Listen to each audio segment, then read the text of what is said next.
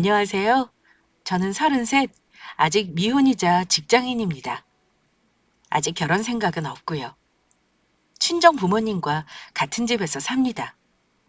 솔직히 말씀드리면 지금 현재는 미혼이지만 결혼은 한 번 했던 경험은 있어요.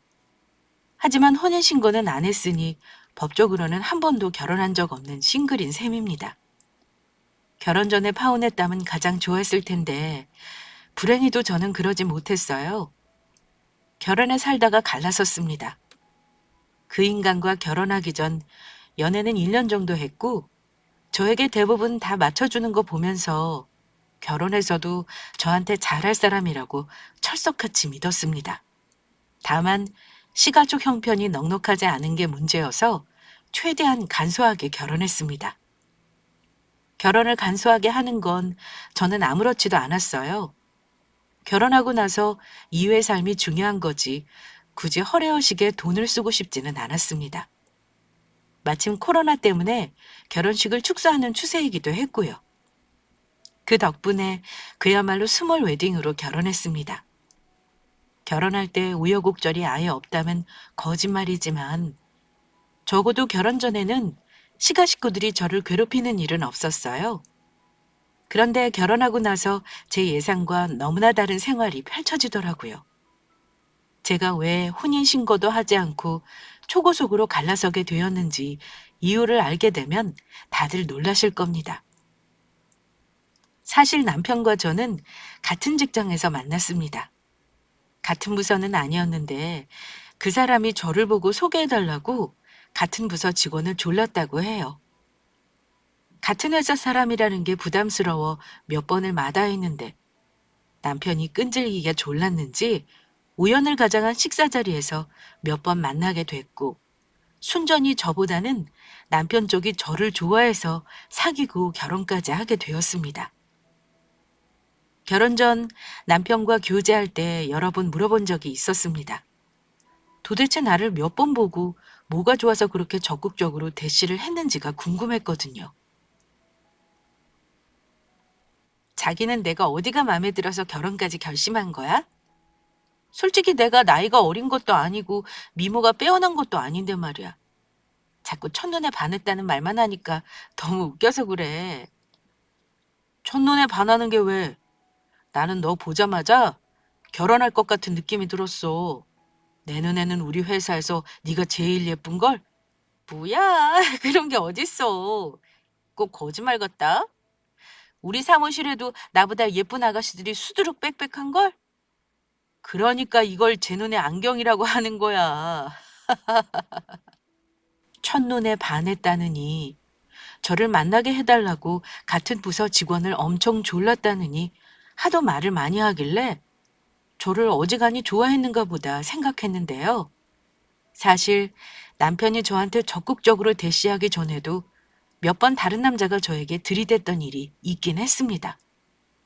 입사할 때 동기가 고백한 적도 있고 사소였던 선배가 만나보자고 얘기한 적도 있었지만 제가 철벽으로 대응했었어요. 그때만 해도 사내 연애는 너무 부담스럽고 싫었습니다. 그리고 또 한 가지 이유가 있었는데요. 당시 저에 대한 왜곡된 소문이 회사에 퍼져 있었어요. 원래 대중교통을 이용하는 저지만 아침에 늦잠을 자는 바람에 딱 한 번 친정오빠 차를 얻어 타고 회사에 온 적이 있었습니다. 그런데 친정오빠가 전문직 소득자라 돈을 잘 법니다. 그때는 미혼이기도 해서 골프니 자동차니 이런 것들에 관심이 많았어서 차도 비싼 외제차를 끌고 다녔어요. 그런데 하필 회사 사람들이 제가 오빠 차를 타고 출근하는 걸 봤나 봐요. 그날 사무실 들어가자마자 누구 차를 타고 온 거냐, 오빠가 나이와 직업이 뭐냐, 집은 어디 사니냐 등등 후고조사에 시달렸습니다. 거짓으로 대답하기는 좀 그래서 대충 둘러대긴 했는데 나중에 그 말이 돌고 돌아 제가 엄청 부잣집 딸이고 부모님과 오빠가 전문직의 재력가라는 소문이 되어 저에게 돌아오더라고요. 그런데 아시겠지만 그런 소문은 본인인 내가 바로잡는 게 더 웃기는 일입니다. 그냥 가만히 있어서 잊히게 만드는 게 가장 현명한 거죠. 직접 물어보는 사람들에게는 소문이 사실이 아니라고 해명했지만 제가 회사 로비에서 내 소문은 사실이 아니다 라고 외칠 수도 없는 노릇이라 그냥 가만히 있을 수밖에 없었습니다. 시간이 지나고 자연스레 직장 동료들 입에 오르내리는 일은 없어졌다고 생각했습니다. 하지만 소문이라는 건 절대 완전히 잊히지 않는다는 걸 몰랐네요. 저에 대한 그 소문이 인생에 미친 영향이 생각보다 컸으니까요. 그리고 솔직히 말씀드리면 회사에 퍼진 소문처럼은 아니지만 친정집이 못 사는 편은 아니에요. 아빠는 감정평가사시고 엄마는 중등교사로 퇴직하셨어요. 부자라고 하긴 뭐하지만 서울에 집 2채 있으시고 재테크도 잘하셔서 현금 자산도 10억 이상 있으신 걸로 알아요. 부모님 재산은 정확히는 모릅니다. 하지만 부모님이 저 어릴 때부터 경제관념 교육을 워낙 철저히 하신 덕에 진작에 제 단독 명의로 된 아파트도 있었고 주식까지 합치면 저 역시 모아놓은 돈은 대략 2억가량 있는 상태였습니다. 물론 남편과 사귀는 동안 친정 재산이나 가지고 있는 돈에 대해서 처음부터 말한 적은 없습니다. 예비 남편이 결혼 준비하면서 집 문제 때문에 하도 고민을 하길래 제 명의의 집에서 시작하는 걸로 하자고 미리 말했었고 양가 상견례 전까지 친정 부모님께도 사정을 설명드렸었고요. 친정 부모님은 지금 당장 형편이 그렇다 해도 미래 가치가 훨씬 중요하지 않겠냐며 흔쾌히 제 뜻을 허락해 주셨던 겁니다. 물론 그때 남편은 저희 친정 부모님과 친정 오빠에게까지 간이라도 빼줄 것처럼 정말 잘했습니다.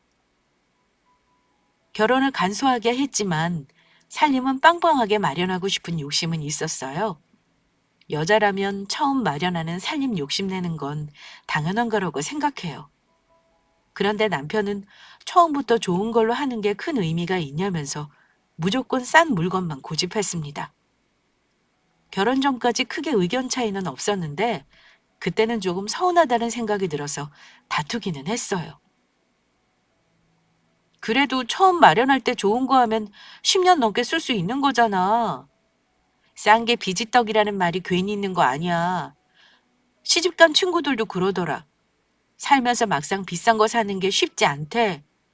아예 처음에 장만할 때 꼭 하고 싶은 것으로 하래. 안 그럼 볼 때마다 마음에 들었던 물건 생각나서 짜증난대. 우리 이사도 안 다닐 거잖아.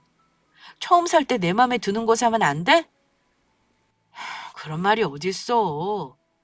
네 맘에 드는 걸로 하면 예산이 2배나 초과야. 살림살이를 2천만 원이나 넘게 주고 마련하는 게 정상은 아니잖아. 어차피 우리 애 낳으면 고장나서 오래도 쓰지 못할걸?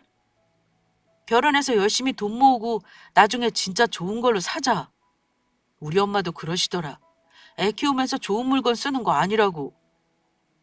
솔직히 목구멍에서는 내가 집을 해가는데 2천만 원 쓰는 게 아깝다는 건가? 하는 말이 올라왔지만 일단 참았습니다. 다른 거 다 간소하게 하고 결혼 비용도 많이 아끼잖아. 그걸로 사고 싶은 거 사는 게 현명한 거 아니야? 친정엄마는 싸구려로 살림 채우지 말라고 하셨어. 두고 볼수록 짜증나는 일이래. 난 그러기 싫어. 이번만큼은 내 말 들어줘. 다른 건 내가 자기 하자는 대로 해줬잖아. 그랬더니 그 사람의 얼굴이 울그락불그락 하더니만 결국은 이러더라고요. 일단 예산이 초과되긴 한데 네가 정 그렇다면 어쩌겠어. 너 하고 싶은 대로 하자. 정말? 고마워. 대신 내가 안목이 좀 있는 편이니까 나만 믿어. 자기 마음에도 꼭 드는 것으로 고를게.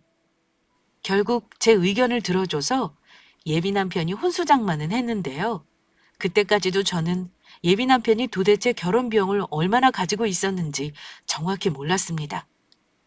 나중에 안 건데 그때 살림 장만하고 결혼 준비하면서 든 비용을 그 인간은 저 몰래 대출을 받아서 충당했더라고요. 예비 남편은 그런 거 저한테 일절 말도 안 했습니다. 심지어 결혼 직전에는 이런 요구를 했습니다. 이제 우리 결혼하면 부부 공동재산이잖아.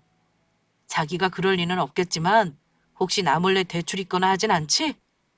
우리 서로 재산에 대해서 100% 오픈하는 게 어때? 결혼해서 배우자 몰래 빚이나 재산 숨기는 건 진짜 아닌 것 같아. 자기는 어떻게 생각해? 예비 남편 말을 곰곰이 생각해 봤는데요. 그것도 일리는 있었습니다. 그래? 근데 미리 말해두는데 결혼했다고 해서 결혼 전 재산까지 공동으로 할 생각은 없어? 결혼한 이후에 모은 건 당연히 공동재산으로 하는 게 맞겠지만 말이야. 그럼. 내가 그런 것까지 욕심내지는 않아. 나부터 말할까? 아니면 당신부터 얘기할래? 그날 예비 남편과 각자 가진 재산을 오픈했는데요.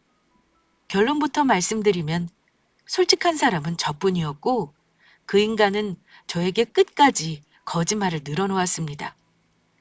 저는 솔직하게 저의 재정 상황을 전부 오픈했음에도 예비 남편은 그러지 않았어요. 물론 그때는 몰랐죠. 저한테 통장 계좌를 보여준 건 없었으니 그 사람이 하는 말을 그대로 믿었습니다. 그때가 결혼 일주일 전이었습니다.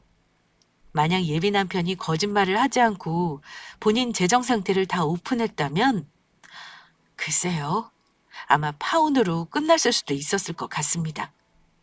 저에게 거짓말을 했던 그 인간 때문에 파혼의 기회를 날린 게 두고두고 괘씸하긴 합니다. 아무 문제 없을 것 같았던 결혼 생활은 신혼여행에서 돌아온 직후부터 문제가 생기기 시작했습니다. 결혼 전까지 이런 시어머니 없다 할 정도로 잘해주시고 착한 줄 알았던 시어머니였는데 뭔가 달라지시더라고요. 원래 아들아들 하는 건 결혼 전에도 알고는 있었습니다. 그렇다고 저를 무시하거나 막대하는 분은 아니셨는데 자기 식구 됐다고 생각했는지 저를 함부로 대한다는 걸 느낄 수 있었습니다. 결혼 직후 시댁 모임이 있을 때 저에게 이런 말씀을 하셨는데요. 이제 너는 우리 김씨 집안 여자야? 결혼 전에는 공주처럼 살았는지 몰라도 이제는 며느리로서 아내로서 우리 집 식구 역할을 잘해줬으면 한다. 내 말 무슨 말인지 알아듣지? 저는 며느리로서 잘했으면 좋겠다는 당부의 말로 알아듣고 대답했습니다. 네, 어머니. 제가 살림이 아직 서툴러서 많이 부족한데요. 어머니께 많이 배우겠습니다. 얘는 나한테 뭘 배우라는 소리가 아니야. 내가 너한테 가르칠 게 뭐가 그리 많겠니? 그저 이 집안 맏며느리로서 앞으로 잘 이끌어주면 되는 거다. 너 알다시피 우리 집은 너희 친정처럼 떵떵거리며 사는 집은 아니야. 그건 너도 우리 아들에게 들어서 알고 있을 거다. 앞으로 너랑 우리 아들이 우리 집안 일으켜 세우리라고 믿고 있으니까 잘해줬으면 하는구나. 옆에 있던 2살 어린 신우는 아직 미혼이었는데 어머니가 그 말을 하자마자 맞장구를 치면서 이러더라고요. 맞아요, 언니. 언니 친정은 잘 사니까 굳이 언니가 결혼 전보다 잘하려고 안 해도 사돈 어른들이 다 이해하실 거예요.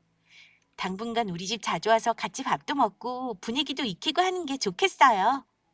신우이는 심지어 친정에 잘할 필요가 뭐 있겠냐면서 시댁에나 자주 오라는 말까지 했습니다. 가만 들으니 어머니 말 역시 의미심장하게 느껴지더라고요. 저만 며느리가 된 게 아니고 남편 역시 우리 집 사위가 되어 앞으로는 결혼 전과는 다른 역할을 더 해야 하는 건데 며느리의 도리만 너무 강조하시니까 좀 부담스럽기도 했습니다. 기분이 점점 불쾌해지려고 하는 순간 남편이 이러더라고요. 자, 그만두래. 우리 이제 막 결혼한 부부야. 이 사람 부담스럽게 왜들 이래? 굳이 엄마랑 네가 말 안 해도 잘할 사람으로 안 보여? 남편이 끼어들어서 더 이상의 말은 차단했지만 썩 기분이 좋지는 않았습니다. 그런데 그날 이후 정확히 말씀드리면 딱 한 달 후부터 어머니와 남편이 노골적으로 저에게 돈 요구를 하기 시작했습니다.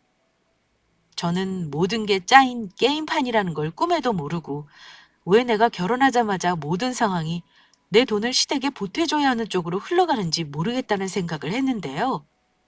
첫 번째로 이상하다는 걸 느낀 사건이 있었습니다. 하루는 퇴근한 남편이 얘기 좀 하자며 저에게 먼저 이런 말을 꺼내더라고요. 여보, 은주가 네일숍 오픈 준비하는 거 알지? 그동안 남의 밑에서만 일하느라 큰돈 벌지도 못하고 몸은 몸대로 안 좋아져서 잠깐 쉬고 있었거든? 근데 괜찮은 가게 자리를 보고 왔나 봐. 보증금 5천에 월세가 150이라는데 위치가 딱 상가 1층 모퉁이에 너무 좋더라고. 그래? 잘 됐네. 뭐든 자기 사업을 해야 돈을 버는 건 맞아. 계약은 했대? 아, 근데 계약금이 문제지. 자리가 너무 마음에 들어서 계약금을 덜컥 붙였는데 문제는 보증금이 좀 모자란가 봐. 아니, 아가씨는 나이 30이 넘어서 보증금 할 돈 5천만 원이 없는 거야? 당신은 잘 모를 거야. 내 동생이 전에 만나던 남자놈한테 사기를 크게 당해서 4천만 원을 날린 적이 있거든? 그래서 대출을 받으러 은행을 갔는데 그만 신용대출이 한도가 안 나온다지 뭐야. 어머, 어떻게 해? 어머니가 좀 못 도와주시나? 우리 엄마가 돈이 어딨냐? 여보, 그래서 말인데 당신이 이번에 3천만 원 정도만 도와줄 수 있을까? 물론 그 돈은 보증금으로 들어가는 거니까 어디 도망가는 돈 아니잖아. 대신 3천만 원에 대한 이자는 당신한테 매달 주라고 할게. 남편은 기다렸다는 듯 저에게 돈을 해달라는 부탁을 하더라고요. 뭐? 아니, 그런 큰 돈을 갑자기? 당신한테는 큰 돈도 아니잖아. 현금 넉넉히 가지고 있는 거 아는데 뭘. 거기서 딱 3천만 원만 도와줘. 내 동생이 정말 당신한테 고마워할 거야. 결혼한 지 2달도 채 안 돼서 대뜸 시누이 가게 보증금을 3천만 원이나 도와주라는 이 상황이 좀 이상했습니다. 돈이 없다면 가게 계약을 포기하는 게 이치에 맞는 거지. 믿을 구석을 생각하고 덜컥 계약을 해버렸다는 말로 들려서 기분이 안 좋더라고요. 여보, 미안한데 그건 곤란해. 나한테 돈 맡겨놓은 것도 아니면서 앞뒤 사정 보지 않고 계약한 건 아가씨 잘못이잖아. 갑자기 돈을 내놓으라고 하면 나는 그냥 군말 없이 내놔야 하는 거야? 이건 경우가 아니지. 3천만 원이 네 집 애 이름도 아니잖아. 아이, 이자 매달 준다는데도 그래? 그리고 당신 그 많은 돈 중에서 그거 좀 빼준다고 거덜나는 것도 아니면서 가족끼리 왜 그래? 이번 일은 나도 갑자기 말한 거 미안하게 생각해. 그렇지만 한 번 도와주면 앞으로 당신 시집 식구들 대우가 달라질 텐데 우리 엄마랑 동생이 얼마나 고마워하겠냐고. 몰라. 나도 우리 부모님이랑 상의해 볼래. 내 돈이지만 이게 경우에 맞는 건지 물어봐야겠다. 그랬더니 남편은 펄쩍 뛰더라고요. 여보, 우리 집 일이 왜 처갓집에 들어가야 하는 건데? 내가 말했지? 이제 당신은 우리 집 사람이라고. 금전 문제는 부부가 상의해서 해결하는 거야. 결혼해서까지 당신 부모님 의견을 들어야 해? 당신은 그럼 돈 보태주는 건 싫다는 거지? 그런데 순간 남편의 말에 말문이 막히더라고요. 일단 생각해 보겠다고 하고 주말에 시댁에 가서 의논을 하기로 했는데요. 웃긴 건 신우와 어머니는 제가 당연히 해줄 거라고 생각했던 모양입니다. 남편이 돈 내주기 힘들 것 같으니 다른 방법을 찾아보라고 말하자 신우와 어머니의 표정이 순간적으로 돌변하는 걸 보고 놀랐습니다. 도와주기 어렵다는 거니? 나는 네가 기꺼이 해줄 거라 생각했는데 우리 딸이 많이 서운하겠다. 어쩌지? 그럼 다른 데서 돈을 구해봐야겠구나. 죄송해요, 어머니. 저 가족 간의 돈 거래는 하고 싶지 않아요. 금방 돌려받는 것도 아니고 한참 묶여있는 돈일 텐데 이자 받는 것도 사실 불편하고요. 그런데 신우이는 토라진 듯 화난 얼굴로 저를 한번 째려보더니 방으로 쏙 들어가 버리더라고요. 남편이 바로 따라 들어가 달래는 듯 했는데 저 역시 가시방석이었습니다. 남편이 뭐라 하는 말이 잘 들리지는 않더라고요. 그런데 아가씨가 순간 소리를 빽 지르는 걸 제가 듣고 말았습니다. 누가 지 돈 공짜로 달래? 그냥 잠깐 빌려 쓰겠다는 거잖아. 오빠 아무래도 헛짚은 거 아니야? 내가 볼 땐 오빠 맘대로 되는 만만한 여자는 절대 아니야. 뒤에서 뭐라고 하는지 다 듣지는 못했지만 여기서 지 돈이라고 하는 건 제 돈을 말하는 게 분명했죠. 그리고 무슨 헛다리를 짚었다는 건지 시누이가 하는 말 듣고 불쾌함을 넘어 화가 나더라고요. 그렇다고 제가 토라져서 와버릴 수는 없는 노릇이니 돈 해달라는 것만 예의 바르게 거절하고 집으로 와서 남편과 다퉜던 기억이 납니다. 그날은 제가 남편에게 사과는 받았어요. 그리고 다시는 제 돈을 사전에 의논도 하지 않고 급하다는 핑계로 요구하는 일이 없게 해달라고 부탁했습니다.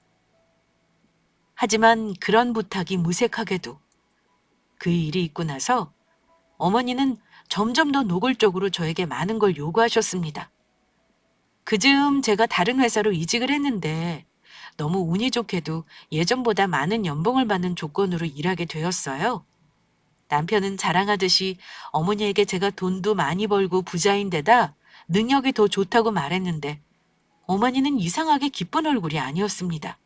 뭔가 삐진 얼굴을 내내 하고 계시더니만 저에게 퉁퉁거리며 이러시는 겁니다. 통장에 돈도 많은데 월급도 많이 받고 너는 좋겠다. 원래 결혼하면 돈줄은 남자가 쥐고 있어야 하는 법인데 네가 자꾸 막아서니까 우리 아들이 너보다 일이 더 안 풀리고 기가 죽는 것 같구나. 결혼한 부부가 너무 칼같이 니 거 내 거 하는 거 아니야. 너희 친정에서는 그러고 살았는지는 몰라도 우리 집에서는 안 그런다. 우리 집은 서로 어려우면 네 돈 내 돈 따지지 않고 서로 돕고 살았어. 저번 일은 갑작스러워서 네가 그랬다고 하지만 앞으로는 너도 네 일 아니라고 딱 자르는 거 앞으로 그러지 말았으면 해. 어머니가 서운하신 건 알아요. 하지만 저도 결혼하자마자 그런 돈을 해달라고 한 건 당황스러웠어요. 그때도 말씀드렸지만 가족 간의 돈 거래는 안 하는 게 좋다고 생각하거든요. 아유, 알았다. 아무튼 내 말은 가족끼리 너무 딱 잘라 계산적으로 하지 말라는 거니까 그것만 알아두고 있어. 어머니 말은 장황했지만 한마디로 이런 거였죠. 앞으로는 따지지 말고 돈 필요하다고 하면 내놓으라는 말이었습니다. 솔직히 저는 어머니가 제 통장의 돈을 언급하시는 것도 놀라웠습니다. 결혼 전 재산을 서로 오픈하자고 했지만 구체적인 서로의 사정을 부모님 귀에 들어가게 했다는 건 저로서는 이해하기 어려웠어요. 어머니 말을 들어보면 남편이 시시콜콜 저에 대해 얘기하지 않고서야 알 수 없는 것들을 많이 알고 계시더라고요. 하지만 그 일이 끝이 아니었습니다. 뭔가 잘못됐다는 생각을 했지만 단순히 시댁을 멀리하면 해결할 수 있는 문제라고 생각했습니다. 집이 20분 거리로 가깝다는 이유로 자주 오라가라 하시는 걸 그때부터는 눈치껏 거절하기 시작했습니다. 그런데 명절은 피할 수가 없더라고요. 결혼해서 5개월 뒤 첫 명절이 다가왔는데 어머니가 아가, 명절 전에는 같이 전도 붙이고 제사 준비 같이 했으면 하는구나. 네 신우도 같이 도울 거니까 전날 아침에 올 수 있니? 아침에 일찍 제사 지낼 거니까 그날 하루는 같이 집에서 자고 아침에 제사 지낸 다음에 네 친정에 가라. 네, 어머니. 오전에 일찍 갈게요. 제가 따로 준비해 갈 건 없나요? 없다. 내가 다 준비해놨으니까 음식 다 하고 마실 맥주나 넉넉히 사오렴. 저는 어머니 말대로 맥주만 넉넉히 사서 시댁에 일찌감치 갔습니다. 오후까지 열심히 제사 음식 준비하고 앉아서 맥주를 마셨는데요. 오래간만에 마셔서 그런지 제가 좀 취하는 느낌이 나더라고요. 사실 술을 잘 못하기도 하고요. 여보, 나 지금 오랜만에 술 마셔서 알딸딸하게 취하는 것 같아. 나 먼저 방에 들어가도 될까? 그래, 당신 들어가서 눈 좀 붙여. 나는 엄마랑 한 잔 더 할게. 아이고, 너는 고작 맥주 한 캔에 얼굴이 그렇게 빨개진 거야? 술을 못 마시는구나. 그럼 너는 그만 마셔. 이제 네가 할 건 없으니 너는 들어가서 그만 자라. 살짝 취하기도 했고 아침부터 음식하느라 힘들었던 저는 남편이 쓰던 작은 방으로 들어갔습니다. 어머니 집은 오래된 빌라라 구조상 거실을 가운데 두고 방이 둘러싼 형태인데요. 잠시 눈을 붙였는가 했는데 갑자기 들리는 웃음소리와 신우이의 높은 목소리 톤 때문에 잠이 설핏 깨버렸습니다. 잠자리가 바뀐 것도 이유였고요. 잠시 정신을 차리고 화장실을 가려고 자리에서 일어나 방을 나가려고 문 손잡이를 돌리려는 순간 저는 멈칫하고 말았습니다. 왜냐하면 제가 나가려는데 방문 너머로 들리는 시어머니의 말이 심상치 않았기 때문입니다. 너 저것들 재산 다 뺏을 준비는 잘 되고 있지? 네 마누라 잘 구워 삼고 있는 거 맞아? 성격도 고분고분하고 고집도 없다는 말에 그런 줄 알았는데 성격은 전혀 그러지가 않잖아. 지금까지 네 말대로 된 게 하나도 없잖니. 대체 뭐가 남편의 뜻이었다는 건지 궁금한 마음에 저는 시가 식구들의 대화를 좀 더 들어보기로 했습니다. 순간 이건 녹음을 해야겠다는 생각이 퍼뜩 들어 그때부터 핸드폰으로 녹음을 하기 시작했습니다. 엄마, 좀 기다려요, 제발. 지금 우리 결혼한 지 1년도 안 된 거 몰라요? 결혼하자마자 계속 돈 내놓으라고 하면 세상에 어느 여자가 알았다고 날름 갖다 바치겠냐고요. 제가 시간을 두고 천천히 작업해야 하는 건데 왜 조급하게 일을 망치려고 해요? 내가 쟤랑 어떻게든 엮어보려고 결혼 전부터 얼마나 공을 들였는데 대출까지 해가면서 원하는 살림살이 다 마련하느라 진짜 피똥 싸는 줄 알았다고요. 그리고 지난번에 은주 보증금 해달라고 그런 건 아무리 생각해도 엄마가 성급했어요. 그 뒤로 집사람이 우리 집에 가는 거 계속 피한 거 모르세요? 그건 네가 어떻게든 돈을 빼내겠다고 해서 그 말만 믿고 그런 거 아니냐. 어쨌든 네 처가 재산 일부는 어차피 나중에 네 마누라 거 되는 건 맞는 거잖니. 기다리기만 하면 되는데 그것도 10년이 걸릴지 20년 걸릴지 모르는 일 아니냐? 그 사이에 우리가 턱 보려면 야금야금 빼내야 하는데 저것이 생각보다 만만치가 않아. 오빠, 나한테 좋은 생각 하나 있는데 들어봐. 이 집 말이야. 너무 오래 살기도 했고 오래돼서 엄마가 살기 불편하다고 이사 가야 할 것 같다고 세연이한테 말해봐. 근데 매매대금 빌라 팔아도 모자라니까 돈 보태달라고 하는 게 어때? 나중에 공동명의로 해주겠다고 말이야. 그럼 적어도 돈 뜯긴다는 생각은 안 할 거 아니야. 물론 나중에 공동명의 해도 언니 인간만 있으면 단독명의로 돌리는 거 식은 죽 먹기야. 어때? 내 생각이? 이런 식으로 조금씩 조금씩 언니 돈 빼내고 우리도 덕 좀 부자. 오, 좋아. 그럼 엄마 이번 기회에 진짜 이사 가는 게 좋겠네요. 내가 당장 빌라 부동산 내놓고 아파트 알아볼게요. 그래. 나는 말만 들어도 좋다. 집이 빨리 안 팔릴 텐데 어쩐다니? 그건 걱정 마세요. 집 안 팔려도 좋은 집 나오면 따지지 말고 계약부터 해야지. 내가 마누라 살살 구슬려서 돈 달라고 해볼 테니 걱정 말아요. 저는 시가 식구들의 대화를 녹음하면서도 손이 덜덜 떨려왔습니다. 마치 저 혼자 내 편이 아무도 없는 적진에 들어가 있는 느낌이었어요. 저 집 식구들 얼굴 보는 게 소름 끼쳤습니다. 추측해보면 남편 놈은 결혼 전부터 저에게 고의로 접근을 했던 것 같았습니다. 아마도 회사에 떠돌던 제가 부잣집 딸이라는 소문도 그 인간이 저에게 접근하게 만든 이유가 되었던 것 같습니다. 그제야 이해가 가더라고요. 결혼하자마자 저에게 신의 보증금이며 이런저런 돈 요구를 한 것들이 그냥 사소한 일이 아니었던 거죠.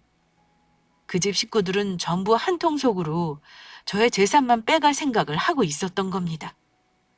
저는 모든 대화를 녹음한 후 그대로 자리에 누웠고 1시간쯤 후 남편이 제가 자는 줄 알고 옆에 눕더군요.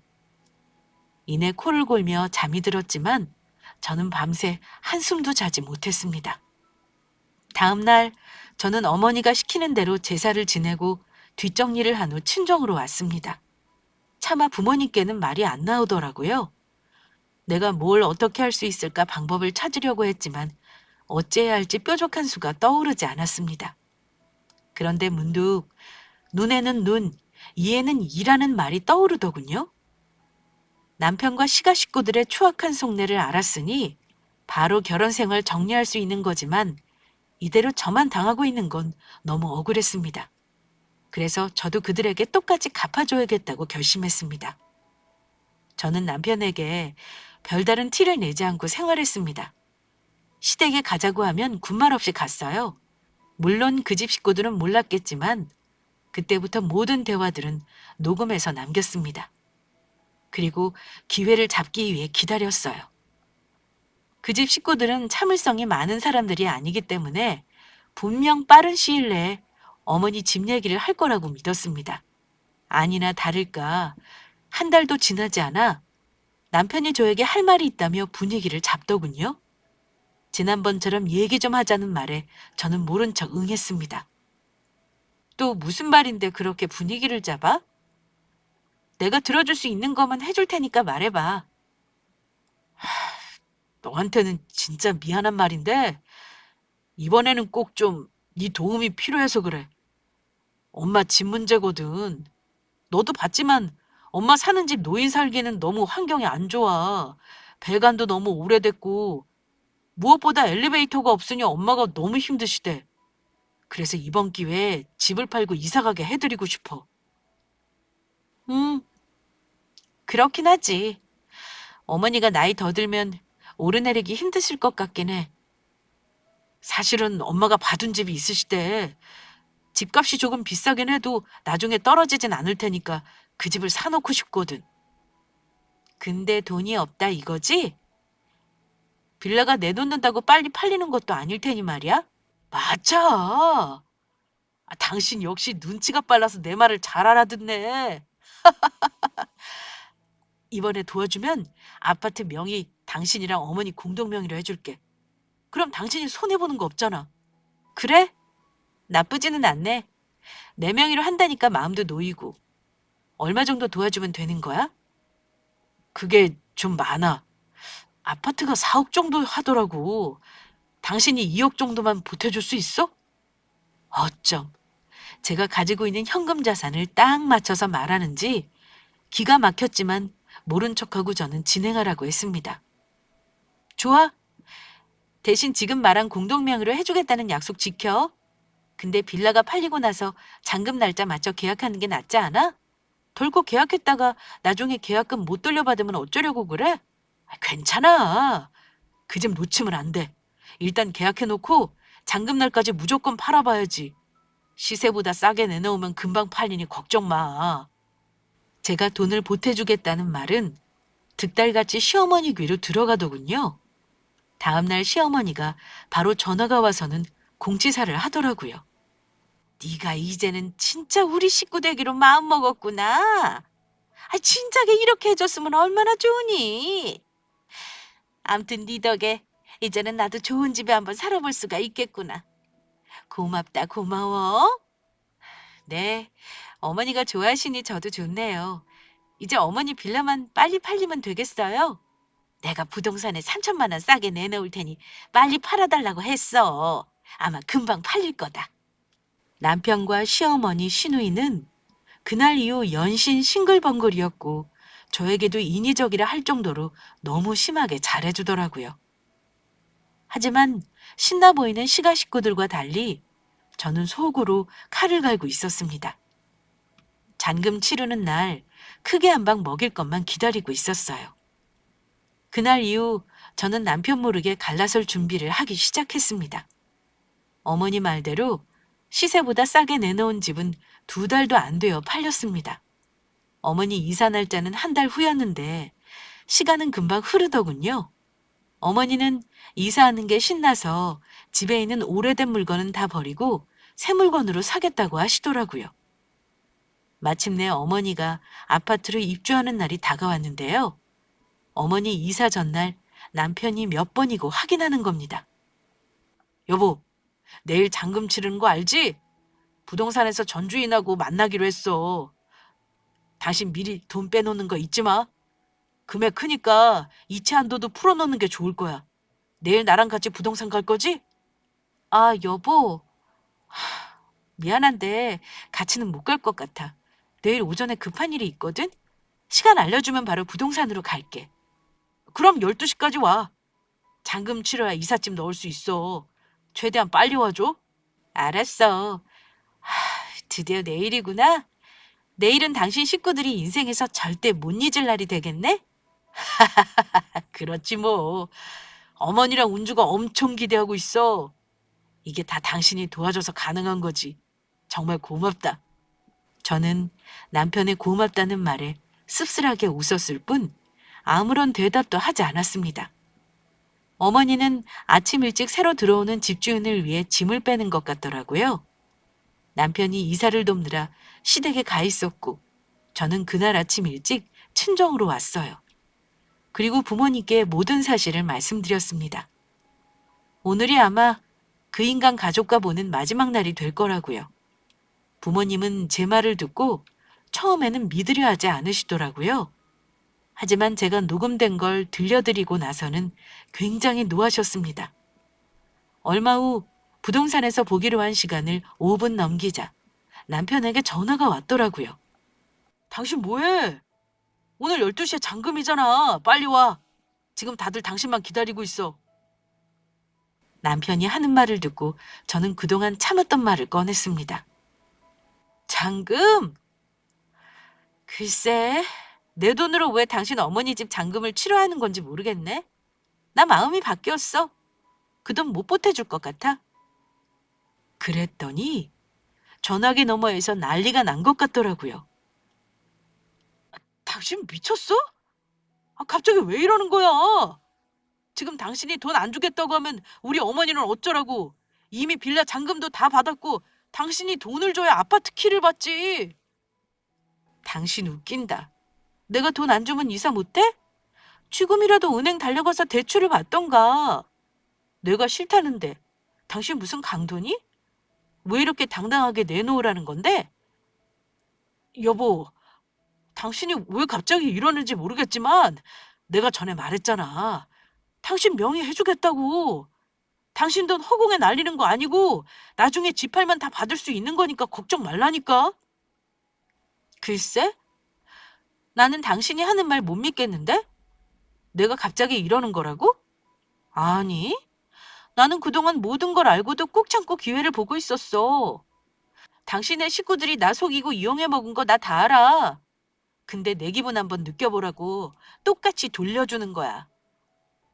대체 무슨 뚱딴지 같은 소리야? 뭘 알았다는 건데? 당신이 우리 집이랑 내 재산 노리고 고의로 접근했다는 것도 다 알고 내 재산 야금야금 빼먹으려던 것도 다 알아. 어찌 알았냐고? 내가 문자로 보내줄 테니까 한번 잘 들어봐. 저는 전화를 끊고 그 인간에게 녹음 파일을 전송했습니다. 아마 부동산에서는 난리가 났을 겁니다. 내가 해주겠다는 돈만 믿고 대출은 알아보지도 않았다는 거 저는 뻔히 알고 있었거든요. 빌라는 이미 집을 뺀 상황인데 잔금을 못 치르면 아파트는 들어가지 못할 테니까요. 물론 잔금 날짜를 조정하긴 했겠지만 다들 패닉이 왔을 겁니다. 그날 저녁 남편 놈은 제가 집에 없는 걸 알고 친정으로 달려왔더라고요. 그 자리에서 저희 아빠는 들어오는 그 인간에게 손에 잡히는 화분을 집어 던졌습니다.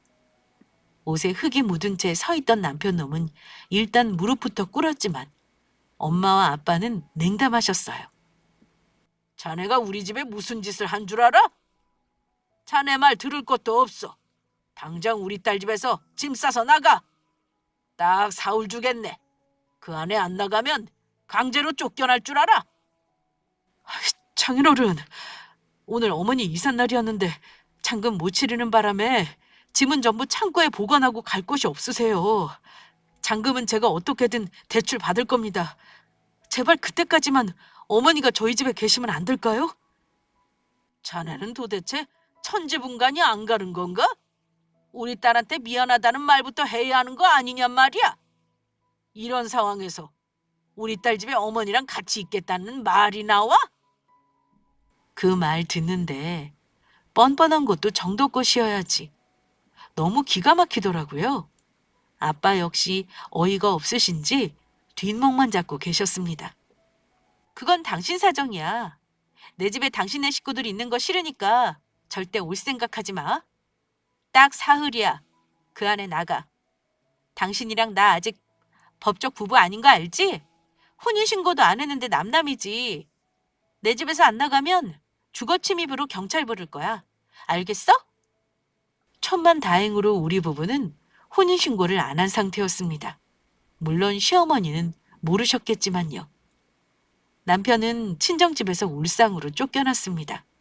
그리고 정확히 사흘 후 집에 갔더니 주제 파악은 했는지 본인이 결혼할 때 산 물건은 싹 뺐더라고요. 저는 제 물건이 없어진 게 혹시 있을까봐 꼼꼼하게 집을 살폈습니다. 다행히 훔쳐간 건 없더군요. 저에게 시커먼 속내를 들킨 후 남편은 꽁무니를 빼고 도망치듯 내뺐고 신기하게도 시모와 신우에게서는 일절 연락이 없었습니다. 누가 불리한 상황인지 본인들이 더 잘 알고 있었을 테니까요. 친정 부모님은 그나마 혼인신고를 안 했으니 다행이라며 잘 정리하라 하셨지만 그 인간을 내쫓는 것만으로도 성에 차지 않았습니다. 제가 소송이나 고소를 고민하고 있는 거 아시고는 엄마가 이러시더라고요. 너 행여 그 인간들한테 해코지라도 당하면 어쩌려고 그래? 인생에서 그냥 똥 한번 밟고 지나갔다 생각하고 있는 게 낫지 않겠니? 엄마도 하나지만 왜 가만히 있는 거겠어? 다 너 잘못될까 봐 걱정되니까 이러는 거야. 너도 똑같이 그 인간을 약 올렸다며. 그걸로 만족하자, 응? 엄마, 그래도 가만히 이대로 정리하는 건 아닌 것 같아. 그 인간이랑 그놈 가족들 아마 다른 사람한테 또 사기칠 게 뻔해. 나는 너무 큰 배신을 당했는데 겨우 그 정도로 넘어가라고? 아니, 나는 내가 할 수 있는 거 최대한 다 할 거야. 알아보니까 혼인신고가 안 되어 있어도 혼인관계 파탄에 대한 책임은 상대에게 물을 수 있다고 하더군요. 철저하게 계획적으로 저에게 접근했고 사기성 있는 결혼이라고 생각했던 저는 변호사를 찾아가서 상담을 받았습니다. 물론 제가 녹음해 놓은 대화가 결정적인 증거였으니 다른 증거는 필요하지도 않았습니다. 혼인신고 안 했지만 결혼식 올린 거 비용 처리한 거랑 내 돈이랑 부모님 돈 들어간 거 이체 내역 등 첨부해 손해배상 청구를 했고 동시에 위자료도 청구했습니다. 그렇게 전 남편 놈과 끝낸 후 1년이 지났지만 소송은 아직도 진행 중이긴 해요. 하지만 끝까지 해서 그놈이랑 그 일가를 혼내줄 생각입니다. 제가 승소하면 그놈 월급을 압류해서라도 다 받아낼 겁니다. 제가 지나치다고 생각하실 수도 있어요. 하지만 단순히 시간을 잃고 돈을 잃는 것보다 사람에 대해 배신감을 느낀 건 생각보다 타격이 크더라고요. 그래서 힘들지만 소송까지 해가며 에너지를 쏟는 겁니다. 구독자분들은 아마 저의 마음을 다 이해하실 거라 믿습니다. 저의 결혼은 황망하게 끝이 났지만 더 사이다 같은 마무리를 위해 조금 더 힘을 보태겠습니다. 저의 파혼 사연은 여기까지 하겠습니다. 끝까지 저의 바보 같았던 결혼 이야기를 들어주신 구독자분들께 감사 인사를 전하며 마치겠습니다. 혹시 저에게 조언을 해주시겠다면 인생 선배님들의 말이니 절대로 흘려듣지 않고 가슴에 새기겠습니다. 감사합니다.